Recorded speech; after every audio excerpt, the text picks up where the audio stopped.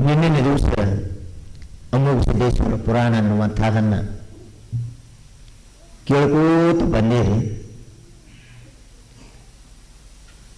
ಮೊದಲು ನಾವು ಏನು ಬೇಕು ಅಂತ ಕೇಳಿದರೆ ಕುಂಡ್ರೋದು ಕಲಿಯೋದ್ರಿ, ಹೌದಿಲ್ರಿ? ಹೆಣ್ಮಗಳು ಸೀರೆ ಎಲ್ಲ ಚಲೋ ತಂದಾಳ, ಖರೆ ಉಡ್ಲಾಕ ಬರಲಿಲ್ಲ ಅಂದ್ರಿ. ಸೀರೆ ಎಲ್ಲ ಚಲೋ ಅದ, ಉಡ್ಲಿಕ್ಕೆ ಬರಲಿಲ್ಲ ಅಂದ್ರೆ ಆ ಸೀರೆಗೆ ಬೆಲೆ ಅನ್ನುವಂತ ಸಿಗುವುದಿಲ್ಲ. ಪುರಾಣ ಅನ್ನುವಂಥದನ್ನ ಕೇಳಬೇಕಾಗಿತ್ತು ಅಂದ್ರೆ ಮೊದಲೇನು ಬೇಕ್ರಿ? ಕುಂಡ್ರುವುದು, ಆಮೇಲೆ ಏಕಾಗ್ರತೆಯಿಂದ ಕೇಳುವುದು. ಕೇಳಬೇಕು ಹೆಂಗ ಅಂತ ಕೇಳಿದ್ರ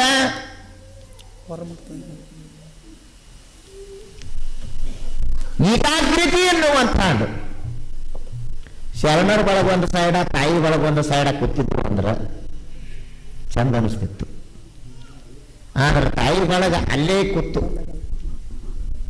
ದೂರ ಕೂತ್ರಿ ಅಂದ್ರೆ ಹೇಳೋರ ದೃಷ್ಟಿ ಕೇಳೋರ ದೃಷ್ಟಿ ಒಂದಾಗಬೇಕ್ರಿ. ಯಾಕಂತ ಕೇಳಿದ್ರ ನಾವು ಹೇಳುವಂತ ಮಾತಾ ನಿಮಗೆ ತಿಳಿಲಿಕ್ಕೆ ಹತ್ತಾವೋ ಇಲ್ಲೋ ಅಂತ ತಿಳ್ಕೊಂಡು ಒಂದು ಸಲ ಏನಾಗಿತ್ತು, ಭಗವದ್ಗೀತೆಯನ್ನ 720 ಶ್ಲೋಕಗಳನ್ನ ಹೇಳಬೇಕನ್ನುವಂತ ಶಾಸ್ತ್ರಿ 1ನೇ ಅಧ್ಯಾಯ ಹಿಡಿದು 18ನೇ ಅಧ್ಯಾಯ ತನ ಮುಗಿಸಬೇಕು ಅನ್ನುವಂಥದ್ದು ಶಾಸ್ತ್ರೀಯ ಸಂಕಲ್ಪ. ಸಂಸ್ಕೃತ ಶ್ಲೋಕಗಳು ಯಾರಿಗೂ ತಿಳಿಲಿಕ್ಕೆ ತಯಾರಿಲ್ಲ. ಒಬ್ಬೊಬ್ರು ಎದ್ದೆದ್ದು ಹೊಂಟ್ರಿ, ಎಲ್ಲರೂ ಎದ್ದು ಹೊಂಟಾರ. ಒಬ್ರೇ ಒಬ್ರು ಕೂತಿರು. ಆ ಶಾಸ್ತ್ರಿ ಅಂದ್ರು ಎಲ್ಲರಿಗೂ ತಿಳಿಲಿಕ್ಕೆ ಬಿಡೋಲೆಕ್ಕರೆ ಇವ್ರು ಒಬ್ಬರೇ ಕೂತಾರ, ಇವ್ರ ಸಲುವಾಗಿ ಹೇಳಬೇಕು ಅಂತ ತಿಳ್ಕೊಂಡು 720 ಶ್ಲೋಕ ಮುಗಿತಾನ ಬಿಡ್ಲಾಕ ತಯಾರಿಲ್ಲ. ಮುಗಿದಿಂದ ಕೇಳೋದ್ರು ನಾ ಹೇಳಿದ್ದು ತಿಳಿತೇನು ಅಂತ. ಯಪ್ಪ, ನೀ ಹೇಳಿದ್ದು ಎಲ್ಲಿ ತಿಳಿಬೇಕು?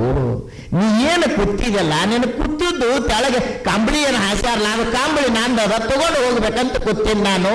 ನೀ ಏನು ಹೇಳಿದೆ ಏನೋ ಅನ್ನಂಗಾಗಬಾರದು, ತಿಳಿಬೇಕು. ಮಾತಾ ತಿಳಿದು ಅಂದ್ರ ಮಾತಾ ತಿಳಿಯುವುದು ಬೇರೆ ರೀ, ತಿಳಿದದ್ದು ಮನಸ್ಸಿಗೆ ಹತ್ತುದು ಬೇರೆ. ಮನಸ್ಸಿಗೆ ಮಾತು ಹತ್ತುದು ಅಂದ್ರ ಅವು ಪರಿಣಾಮ ಬೀರ್ತಾವ. ಯಾರು ಬೈದ್ರು ಅಂದ್ರೆ ಮನಸ್ಸಿಗೆ ನನಗೆ ಭಾಳ ಕೆಟ್ಟ ಮನಸ್ಸಿಗೆ ಹತ್ತು ಅಂತ ಅಂತೇವಲ್ರಿ. ಯಾಕ? ಅದನ್ನು ಮನಸ್ಸಿಗೆ ಹಚ್ಕೊಂಡು ನಾವು ಕೇಳಿದ್ದರಿಂದ ಮನಸ್ಸಿಗೆ ಹತ್ತಾವು. ಹಂಗ ಮಾತುಗಳನ್ನ ಕೇಳುವುದು ಮನಸ್ಸಿಗೆ ಹಚ್ಕೊಂಡು ಕೇಳುವುದ್ರಿ. ಮನಸ್ಸಿಗೆ ಹಚ್ಕೊಂಡು ಕೇಳಿದ್ರಿ ಅಂದ್ರ ಕನ್ನಡಿ ಅನ್ನುವಂಥದ್ದು ಕನ್ನಡಿ ಮುಂದೆ ಯಾರೇ ನಿಂತರು ಆ ಕನ್ನಡಿ ತೋರಿಸ್ತದ. ಹೆಂಗೆ ತೋರಿಸ್ತದ? ನಾವು ಹೆಂಗದೇವು ಹಂಗೆ ತೋರಿಸ್ತದ. ಅದು ಬೇರೆ ತೋರಿಸೋದಿಲ್ಲ. ನಾವು ನಕ್ಕೇವು ಅಂದ್ರೆ ನಗ್ತದ, ನಾವು ಕಣ್ಣೀರು ಹಾಕದೇವು ಅಂದ್ರೆ ಕಣ್ಣೀರು ಹಾಕ್ತದ, ನಾವು ಸಿಟ್ಟಿನಿಂದ ನೋಡಿದೆವು ಅಂದ್ರೆ ರೂಪ ಹಂಗೆ ತೋರಿಸ್ತದ. ಅದರ ಸಲುವಾಗಿ ಇಲ್ಲಿ ಬಂದು ಕುಂತೇವು. ನಾವು ಎದಕ್ಕೆ ಕೂತೇವು? ನಮ್ಮ ಜೀವನದೊಳಗೆ ಏನಾರೇ ತಪ್ಪ ಒಪ್ಪ ಅನ್ನುವಂಥ ಆಗ್ಯಾವೋ ಅಥವಾ ಇಲ್ಲೋ, ನಾವು ಮಾಡೋ ಕೆಲಸದೊಳಗ ಏನು ಒಳ್ಳೆಯದೋ ಕೆಟ್ಟದ್ದದೋ ಇದನ್ನು ತಿಳ್ಕೋಬೇಕು ಅಂತ ಬರುವುದ್ರಿ. ಇಲ್ಲಿ ಪುರಾಣ ಅನ್ನುವಂಥದನ್ನ ಕೇಳಲಿಕ್ಕೆ ಯಾಕೆ ಬರುವುದು ಅಂತ ಕೇಳಿದ್ರ ಜೀವನದೊಳಗ ತಪ್ಪುಗಳು ಆಗ್ತಾವು. ತಪ್ಪುಗಳನ್ನ ತಿದ್ದುಕೊಳ್ಳಿಕ್ಕ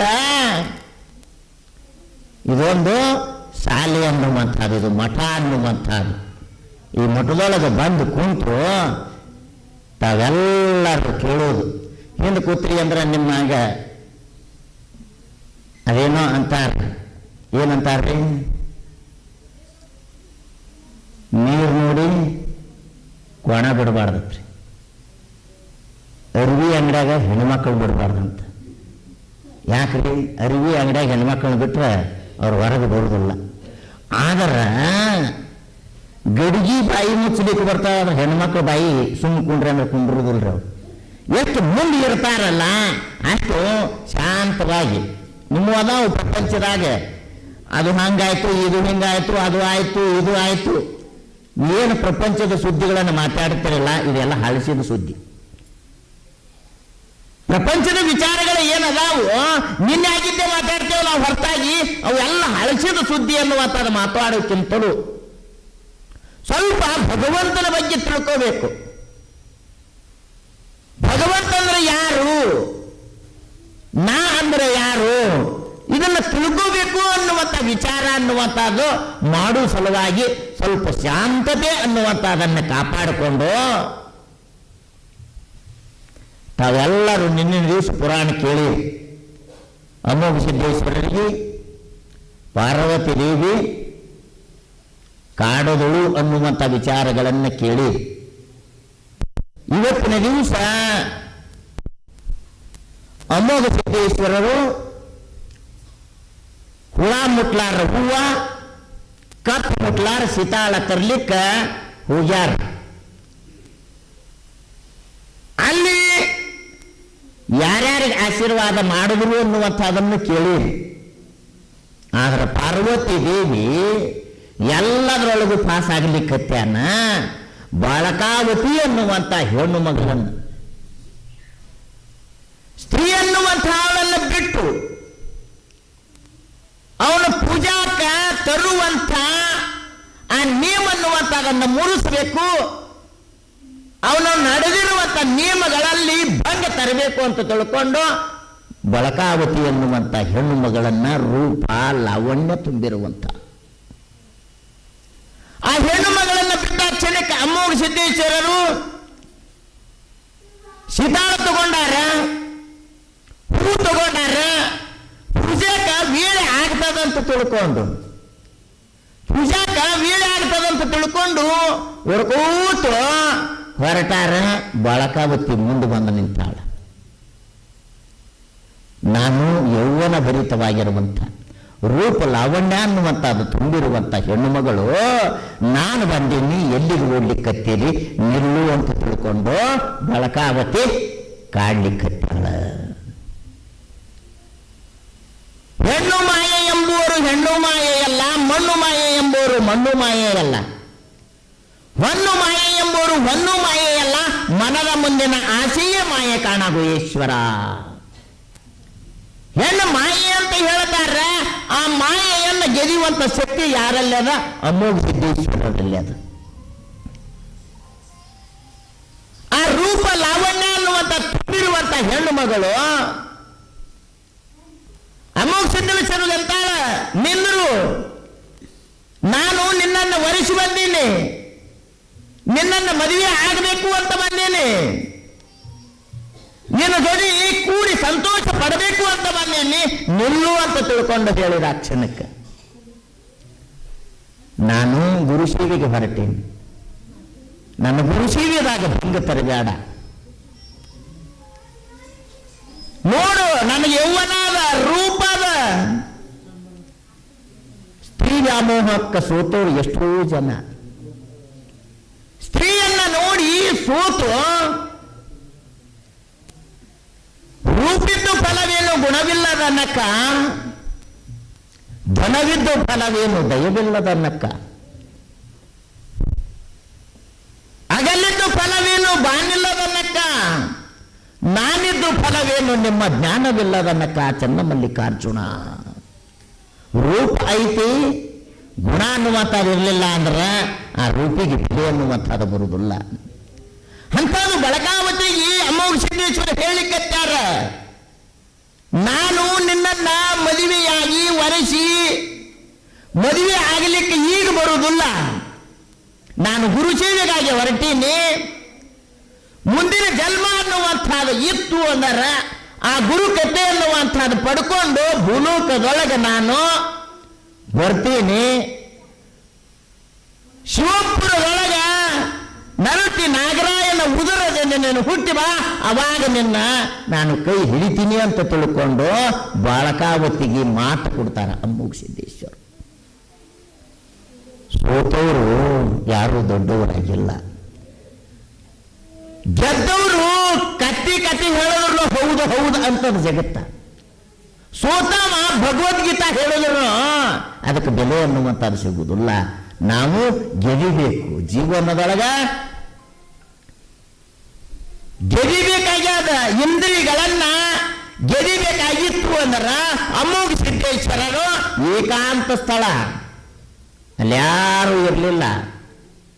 ಯೌವನ ತುಂಬಿರುವಂತ, ರೂಪ ತುಂಬಿರುವಂತ ಸ್ತ್ರೀಯನ್ನ ನೋಡಿದ ಕ್ಷಣಕ್ಕ ಅವ್ರಿಗೆ ಹಂಬಲ ಎದರ ಮೇಲೆ ಇತ್ತು? ಗುರು ಸೇವೆಯ ಮೇಲೆ.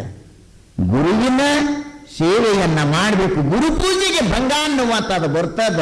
ನಾನು ಮಾಡುವಂತ ಗುರಿ ಅನ್ನುವಂಥದ್ದನ್ನು ಮುಟ್ಟಬೇಕು ಅಂತ ತಿಳ್ಕೊಂಡು ಬಳಕಾವತಿಗೆ ಹೇಳ್ತಾರ, ಮುಂದಿನ ಜನ್ಮ ಅನ್ನುವಂಥದ್ದು, ಮುಂದಿನ ಜನ್ಮದಾಗ ನೀನು ಹುಟ್ಟುವ, ಅವಾಗ ನನ್ನ ಕೂನ ಹಿಡಿ, ನಿನ್ನನ್ನು ನಾನು ಮದುವೆ ಆಗ್ತೀನಿ.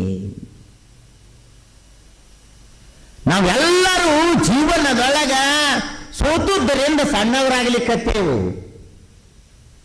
ಸೋಲು ಅನ್ನುವಂಥದ್ದು ಜೀವನದೊಳಗ ಬರಬಾರದು, ಗೆಲುವು ಅನ್ನುವಂಥದ್ದು ಬರಬೇಕಲ್ಲ.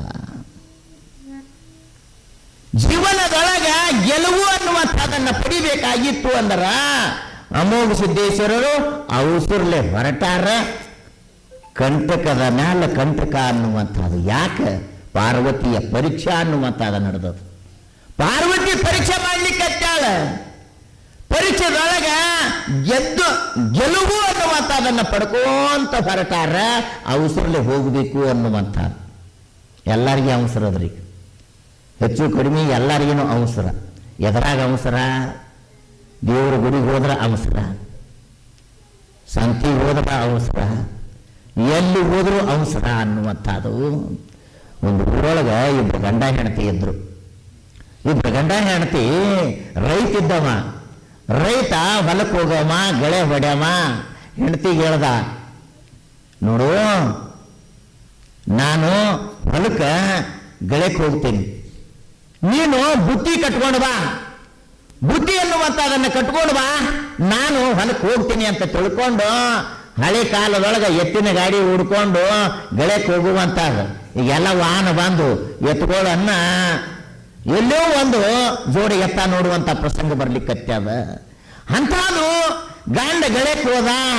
ಸಂಜೆ ಮಾಡಿ ತಾಯಿಗೆ ಏನಾಗಿತ್ತು, ಲೈಟ್ ಹೋಗಿದ್ದುರೆ, ಧಾರಾವಾಹಿ ನೋಡಿತ್ತಿಲ್ಲ. ಸೀರಿಯಲ್ಗಳು ಬರ್ತಾವಲ್ರಿ, ಸೀರಿಯಲ್ದಾಗ ಏನು ತೋರಿಸ್ತಾರೆ ಅಂತೀರಿ? ಅತ್ತಿ ಸೊಸಿ ಜಗಳಾರೆ ತೋರಿಸ್ತಾರೆ ಒಂದು, ಗಂಡ ಹೆಂಡತಿ ಜಗಳಾಡೋದರೆ ತೋರಿಸ್ತಾರೆ ಒಂದು. ಆ ಸೀರಿಯಲ್ ರಾತ್ರಿ ಲೈಟ್ ಹೋಗಿದ್ದರಿಂದ ಸೀರಿಯಲ್ ನೋಡಿತ್ತಿಲ್ಲ, 3-4 ಧಾರಾವಾಹಿಗಳನ್ನು ನೋಡಿತ್ತಿಲ್ಲ. ಮುಂಜಾನೆ ಎದ್ದು ಹೆಣ್ಮಗಳು ಸ್ನಾನ ಮಾಡೋದು, ಪೂಜಾ ಮಾಡೋದು, ಎಲ್ಲ ಪೂಜಾ ಮುಗಿದು ಅಡಿಗೆ ಮಾಡಬೇಕು ಅನ್ನುವಂಥ ಪ್ರಸಂಗದೊಳಗೆ ಲೈಟ್ ಬಂದು ಸಂಜೆ ಮಾಡಿ ಇರುವಂತ ಸೀರಿಯಲ್ಗಳ ಮುಂಜಾನೆ 9-10 ಗಂಟೆಗೆ ಸೀರಿಯಲ್ಗಳ ಅವೇ ರಿಟರ್ನ್ ಆಗ್ತಾರೆ. ಹೆಣ್ಮಗಳು ಬಟನ್ ಬಡದಳು, ಟಿವಿ ಮುಂದೆ ಕೂತಳು. ಟಿವಿ ಮುಂದೆ ಕುಂತು ಟಿವಿ ನೋಡ್ಕೊಂತ ಏನು ಕೂತಳು, 12 ಗಂಟೆ ಅಲ್ಲ 1 ಗಂಟೆ ಆಗಿತ್ತು. ಅಡಿಗೆನೂ ಮಾಡಿಲ್ಲ, ಗಂಡಗೆ ಬುತ್ತಿನೂ ಒಯ್ದಿಲ್ಲ. ಏನು 1 ಗಂಟೆಗೆ ಲೈಟ್ ಹೋದು ಹೆಣ್ಮಗಳಿಗೆ ಯವ್ವ ಅಂದಳಾಕಿ.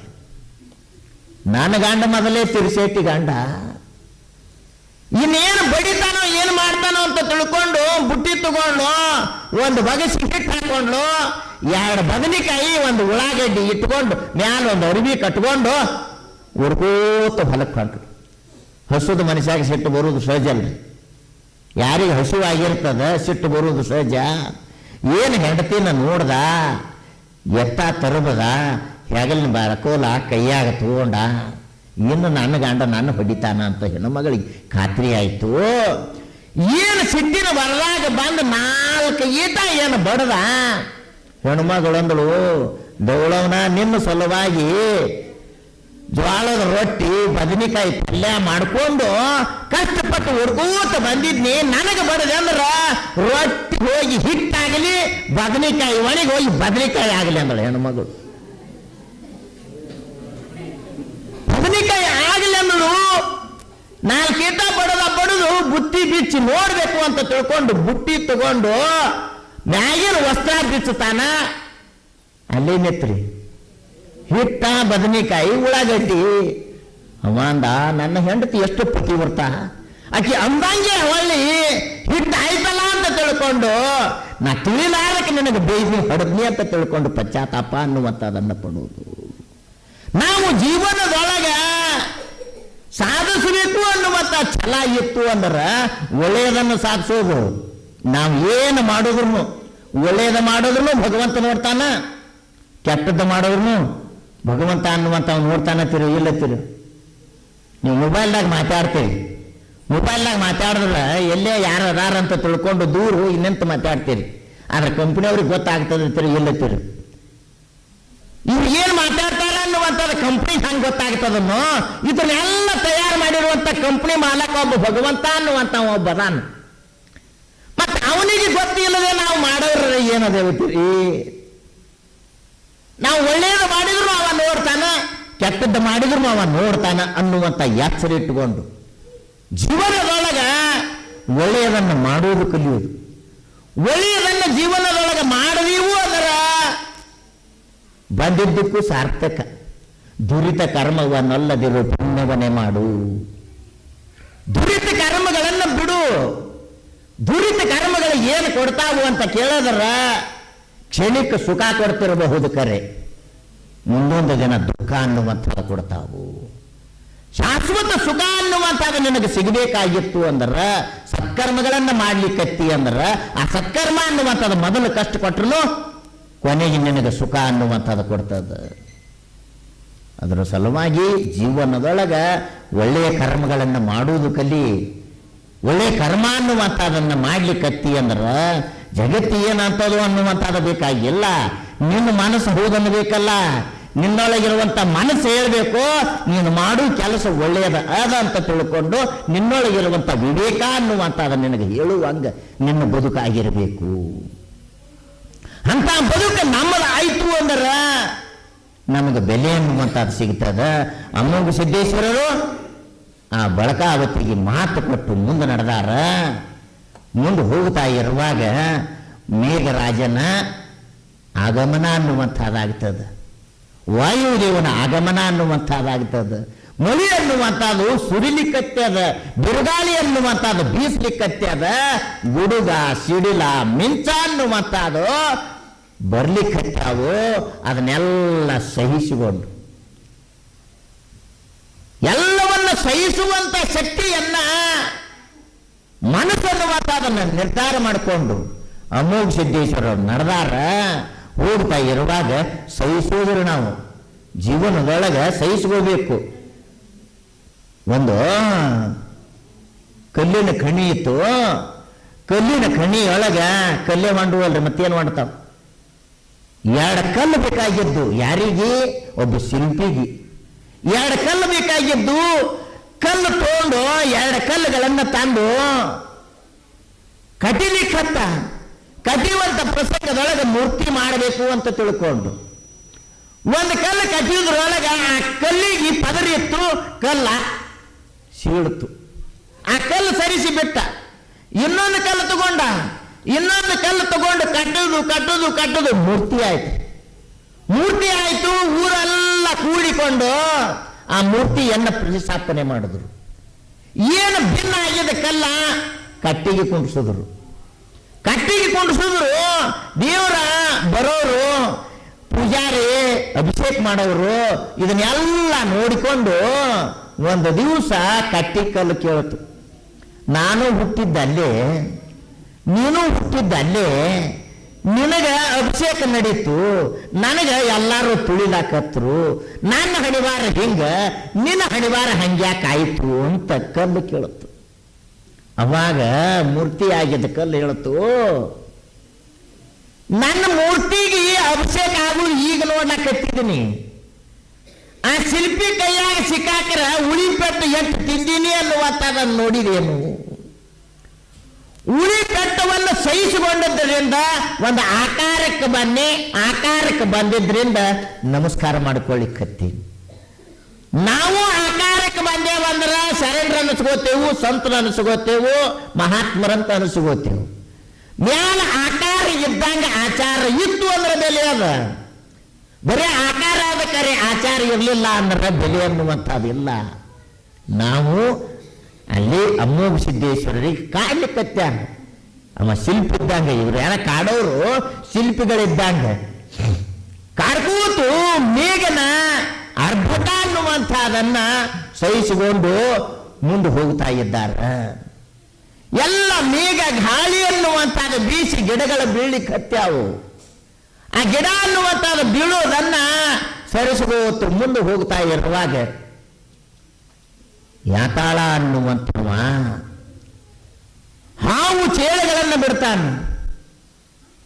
ಹಾವು ಚೇಳುಗಳನ್ನು ಬಿಟ್ಟು ಹಾವುಗಳು ಚೇಳುಗಳ ಹರ್ಕೋತ ಬರ್ಲಿಕ್ಕತ್ತಾವು.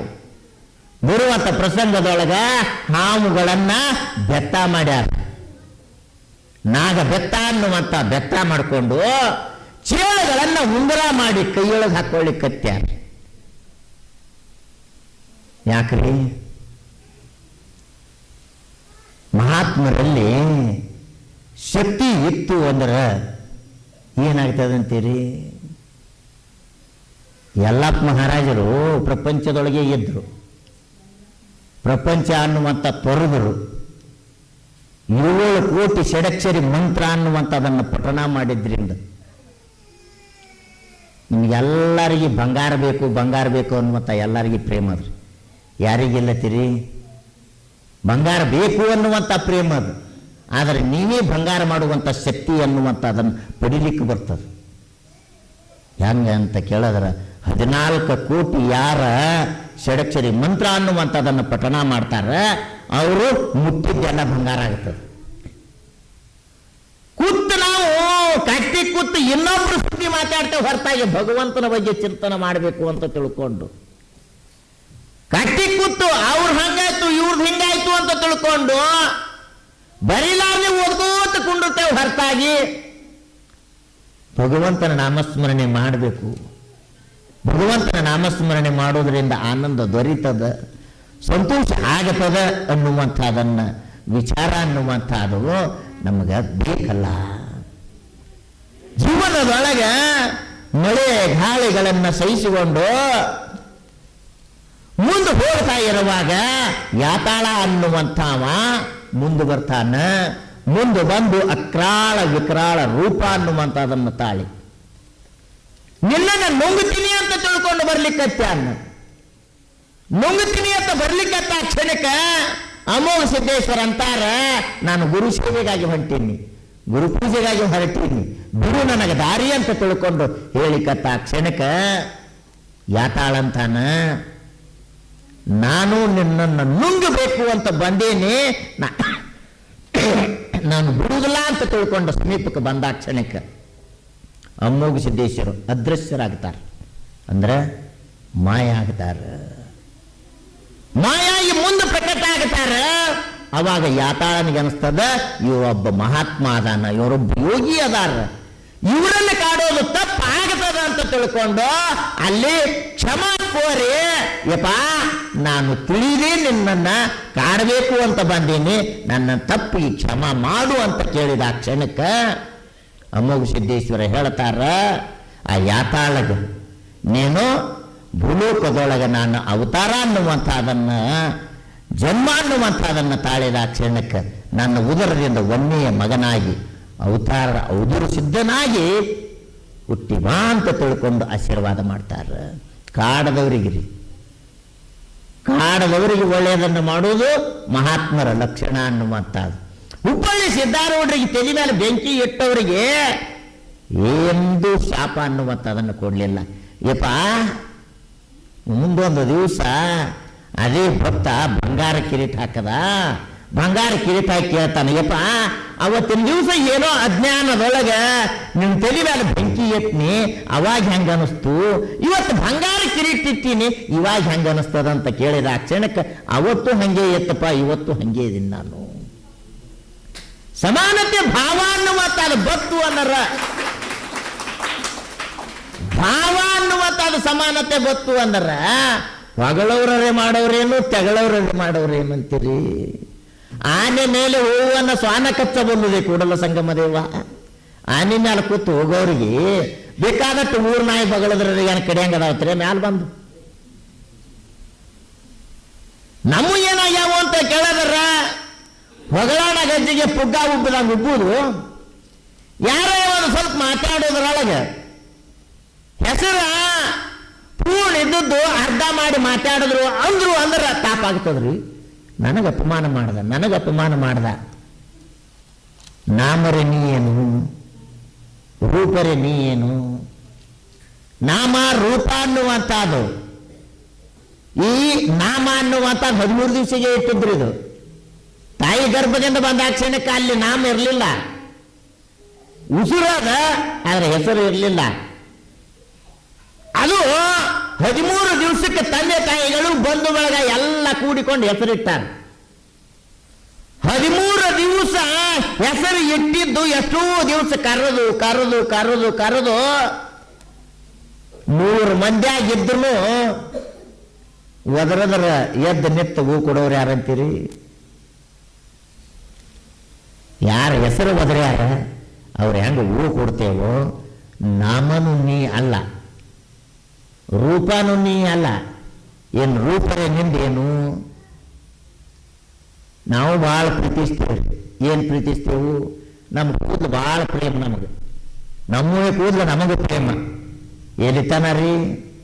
40 ತನಕ ಕರಗಿರ್ತಾವ, 40 ಹಿಡ್ಕೊಂಡು ಬೆಳಗಾಗಲಾಕ ಚಲೋ ಆಗ್ತಾವು. ಬೆಳಗಾಗಿದ್ದು ಕೂದಲಕ್ಕೆ ಬಣ್ಣ ಹಚ್ಚಿ ಕರಗ ಮಾಡ್ಕೋತೇವು, ಮಂದಿಗೆ ನೋಡ್ಲಿ ಅಂತ. ನಮಗೆ ಗೊತ್ತದ ನಮ್ಮ ಕೂದಲು ಬೆಳಗಾಗ್ಯಾವು ಅನ್ನುವಂಥ. ಭಾಳ ಕೂದಲು ಭಾಳ ಅದು ಅಂದ್ರೆ ಚೌರಿಕನಂತೇಳಿ ಹೋಗಿ ಕಟ್ಟಿಂಗ್ ಮಾಡಿಸ್ಕೋತೀವಿ. ಚೌರಿಕ ಅದೇ ಕೂದಲ ತುಳಿತಾನೆ, ತಲೆ ಮೇಲೆ ಇರುತ್ತಾನ ಕೂದಲಕ್ಕೆ ಬೆಲೆ. ಕೂದಲು ನಮ್ಮವೇ ಅದಾವು ಖರೆ, ತಲೆ ಮೇಲೆ ಕೂದಲು ಹೋದು ಅಂದ್ರೆ ಕೂದಲಕ್ಕೆ ಬೆಲೆ ಎಲ್ಲೋ. ಶರೀರ ಅನ್ನುವಂಥದ್ದು, ಈ ಆತ್ಮ ಇರುತ್ತಾನ ಈ ಶರೀರಕ್ಕೆ ಬೆಲೆ ಅನ್ನುವಂಥದ್ದು. ಅದು ಹೊರತಾಗಿ ಶರೀರದೊಳಗಿನ ಆತ್ಮ ಹೋದ ಅಂದ್ರೆ ಯಾಜ್ಞನೊಂದು ಮಲವ ತಂದಡೆ. ಒಬ್ಬ ಬೇಟೆಗಾರ ಮಲ ತಂದ್ರೆ ಅದನ್ನು 100-500 ಕೊಟ್ಟು ಖರೀದಿ ಮಾಡ್ತಾರ. ನೆಲ ಆಳುವಂತ ಧನಿ ದೇಹ ಬಿಟ್ಟ ಅಂದ್ರೆ ಒಂದು ಅಡಿಕೆ ಕೊಟ್ಟು ಯಾರು ಖರೀದಿ ಮಾಡೋದಿಲ್ರಿ. ಈಗ ಮಠಕ್ಕೆ ಬರ್ಲಿಕ್ಕತ್ತೀರಿ ನೀವು, ಬರುವಂತ ಪ್ರಸಂಗದೊಳಗೆ ಗಾದ್ದಲ ಆಗ್ತದ. ಯಾರು ಚಪ್ಪಲ್ ಒಯ್ದಿದಾರ ಅಂತ ತಿಳ್ಕೊಂಡು ಸಮೀಪದೊಳಗೆ ಮನೆಯೊಳಗೆ ಚಪ್ಪಲ್ ಬಿಡ್ತೇವ ಅಂದ್ರೆ ಬಿಡ್ರಿ ಅಂತಾರ. ಹೋಗು ಮುಂದೆ ಚಪ್ಪಲ್ ಹಾಕೊಂಡು ಹೋಗ್ತೇವು, ಯಾರು ಒಯ್ದಾರ ಅಂತ ಚಪ್ಪಲ್ ಬಿಡ್ರಿ ಅಂದ್ರೆ ಬಿಡು ಅಂತಾರ. ಅದೇ ನೆಲ ಆಳುವಂತ ಧನಿ ಊರು ಸಾವುಕಾರ ದೇಹ ಬಿಟ್ಟಾನ, ಅಂತ್ಯ ಸಂಸ್ಕಾರಕ್ಕೆ ತಗೊಂಡು ಹೊಂಟಾರ. ಮಳಿ ಬರ್ಲಿಕ್ಕತ್ತದ, ಇವತ್ತೊಂದು ರಾತ್ರಿ ಸಾವುಕಾರ ನಿಮ್ಮ ಮನ್ಯಾಗ ಇಟ್ಕೋರಿ ಅಂದ್ರೆ ಇಟ್ಕೋತಾರನ್ರಿ? ಯಾರು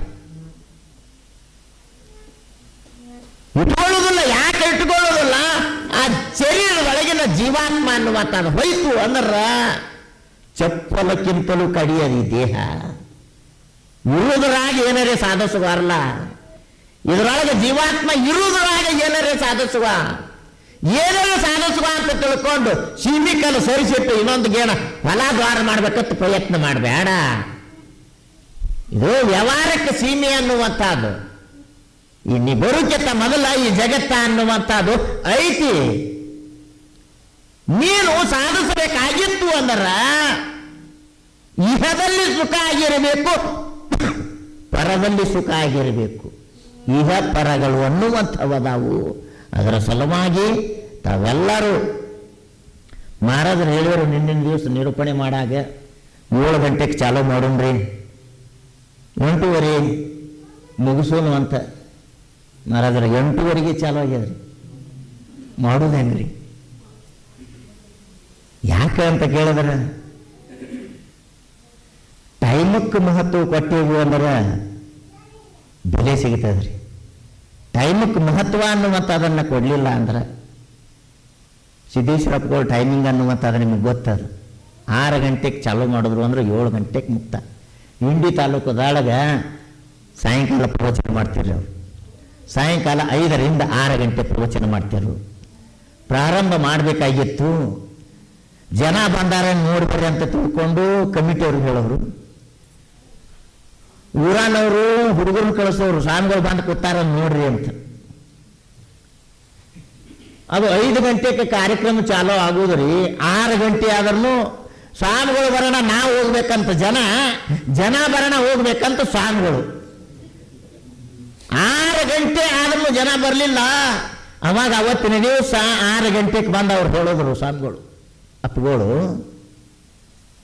ನಾಳಿನ ದಿವಸ ನೀವು ಬರ್ರಿ ಬಿಡ್ರಿ, ಮೈಕ್ ಒಂದಿರ್ತದ, ಮೈಕ್ ಹಚ್ಚೋರು ಒಬ್ರು ಇದ್ರು ಅಂದ್ರ ಕರೆಕ್ಟ್ 5 ಗಂಟೆಗೆ ಚಾಲು, 6 ಗಂಟೆಗೆ ಮುಕ್ತಾಯ.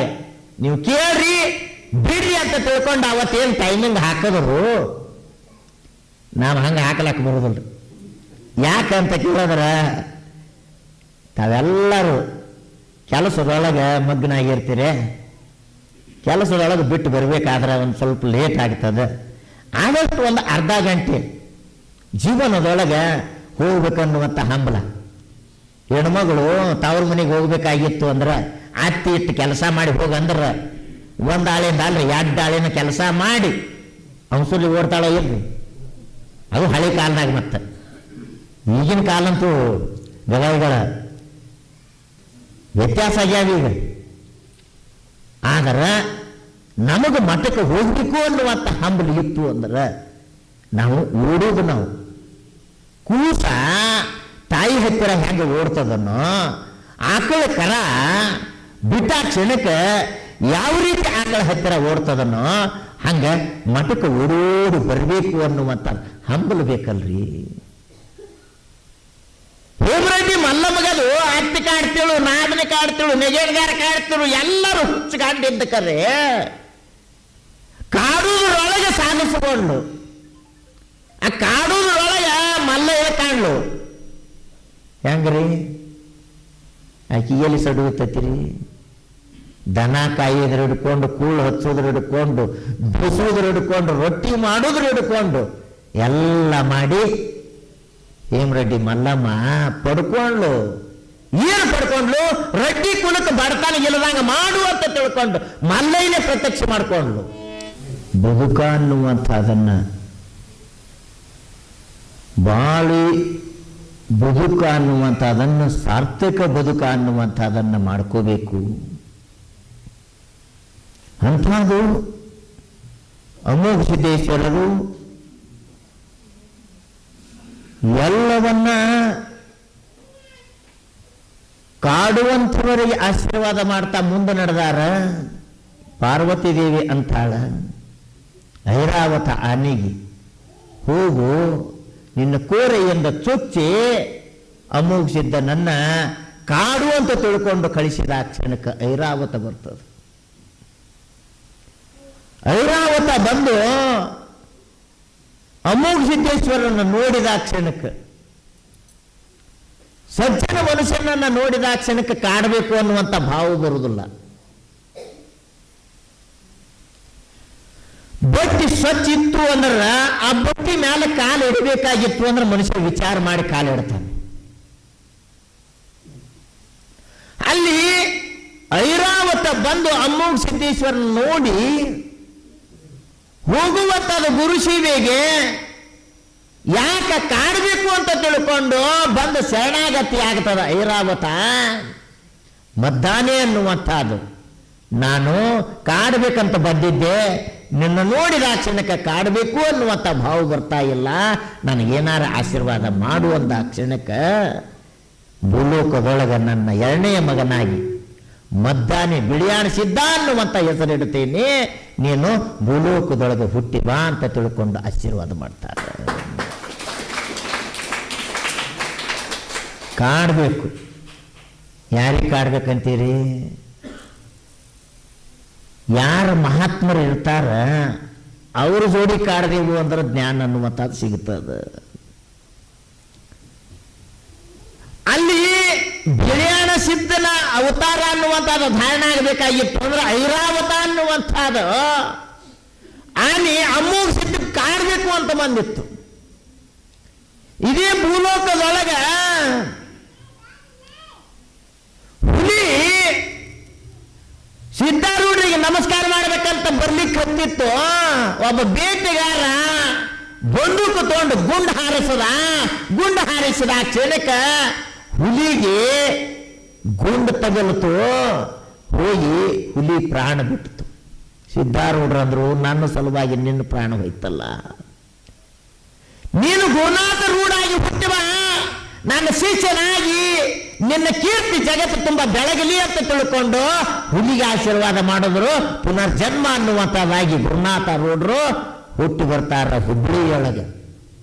ನಾ ಮಾತಾಡಿ ಕೆಟ್ಟಿನಪ್ಪ, ನೀ ಮಾತಾಡ್ಲಾರೆ ಮೌನವಾಗಿ ಇರುವಂತ ತಿಳ್ಕೊಂಡು ಹೇಳಿದ ಕ್ಷಣಕ್ಕೆ ಗುರುವಾಕ್ಯ ಅನ್ನುವಂತ ಅದನ್ನು ಪರಿಪಾಲನೆ ಮಾಡೋ ಸಲುವಾಗಿ ಕೊನೆ ತಾನ ಮಾತಾಡ್ಲಾರ್ದೇನೆ ಗುರುನಾಥಾರೂಢರು ಇದೇ ಕಲಿಯುಗದೊಳಗೆ ಗುರುವಿನ ವಾಕ್ಯ ಅನ್ನುವಂತ ಅದನ್ನು ಪರಿಪಾಲನೆ ಮಾಡಿದವರು ಗುರುವಿನಕ್ಕಿಂತಲೂ ಶ್ರೇಷ್ಠರಾಗಿ ಕೀರ್ತಿ ಪಡೆದಾರ ಅಂತದು ಬಿಳಿಯಾಣ ಸಿದ್ಧ ಅನ್ನುವಂಥ ಹುಡುಗ ಅಂತ ತಿಳ್ಕೊಂಡು ಆಶೀರ್ವಾದ ಮಾಡ್ತಾರ. ಭೂತಾಳ ಸಿದ್ಧನ್ನು ಕಳಿಸ್ಬೇಕು, ಕಾಮಧೇನು ಕಲ್ಪವೃಕ್ಷವನ್ನು ಕಾವಲು ಮಾಡುವಂತ ಭೂತಾಳ ಸಿದ್ಧನ್ನು ಕಳಿಸ್ಬೇಕು. ಭೂತಾಳ ಸಿದ್ಧಂದು ಸವ ಒಕ್ಕಳ ಟೊಣಿಪಿ ಅನ್ನುವಂಥದ್ದು, ಒಣಿಕೆ ಅನ್ನುವಂಥದ್ದು.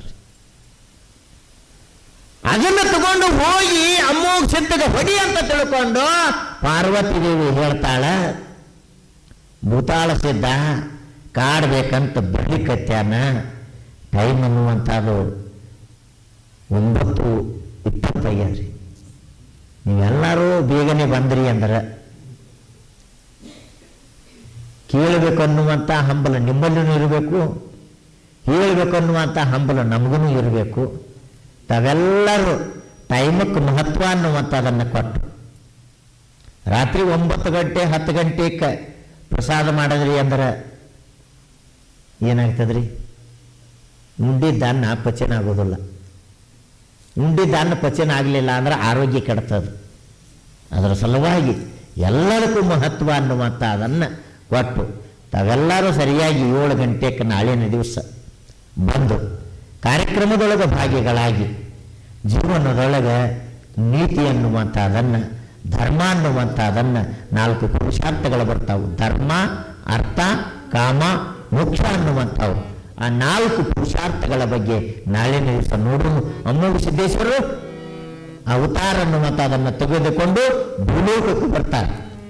ಭೂಲೋಕಕ್ಕೆ ಯಾಕೆ ಬರ್ತಾರ ಅಂತ ಕೇಳಿದ್ರೆ, ಯಾವಾಗ ಧರ್ಮ ನಶಿಸ್ತದ ಅವಾಗ ಅವತಾರ ಅನ್ನುವಂಥದ್ದು ಧಾರಣ ಆಗುತ್ತದೆ. ಯದಾ ಯದಾ ಈ ಧರ್ಮಸ್ಯ ಗ್ಲಾನಿರ್ಭವತಿ ಭಾರತ ಅಭ್ಯುಸ್ಥಾನಂ ಧರ್ಮಸ್ಯ ತದಾತ್ಮನಾಂ ಸೃಜಾಮ್ಯಹಂ ಪರಿತ್ರಾಣಾಯ ಸಾಧೂನಾಂ ವಿನಾಶಾಯ ದುಷ್ಕೃತಾಂ ಧರ್ಮ ಸಂಸ್ಥಾಪನಾರ್ಥಾಯ ಸಂಭವಾಮಿ ಯುಗೇ ಯುಗೇ. ಧರ್ಮ ನಶಿಸ್ತು ಅಂದ್ರೆ ಸಾಕ್ಷಾತ್ ಭಗವಂತನ ಅವತಾರ ಆಗುತ್ತದೆ. ಭೂಲೋಕದೊಳಗೆ ಧರ್ಮ ಅನ್ನುವಂಥದ್ದು ನಶಿಸಲಿಕ್ಕತ್ಯದ ಕರಿತಲೆ ಮಾನವರಿಗೆ ಜ್ಞಾನ ಅನ್ನುವಂಥದ್ದನ್ನು ಕೊಡಬೇಕು ಅಂತ ತಿಳ್ಕೊಂಡು ಬೇಡಿದವರಿಗೆ ಇಷ್ಟಾರ್ಥಗಳನ್ನು ಕೊಡುವ ಸಲುವಾಗಿ ಭಗವಂತನಲ್ಲಿ ಯಾವ ರೀತಿ ಫಲಗಳನ್ನು ಪಡ್ಕೊಂಡು ಅಮ್ಮೋಗ ಸಿದ್ದೇಶ್ವರ ಬರ್ತಾರ ಅನ್ನುವಂಥ ವಿಚಾರಗಳನ್ನು ನಾಳಿನ ದಿವಸ ನೋಡೋಣ ಅಂತ ತಿಳ್ಕೊಂಡು ಇವತ್ತು ಕನ್ನಡ ಮಾತುಗಳನ್ನು ಮುಗಿಸೋಣ.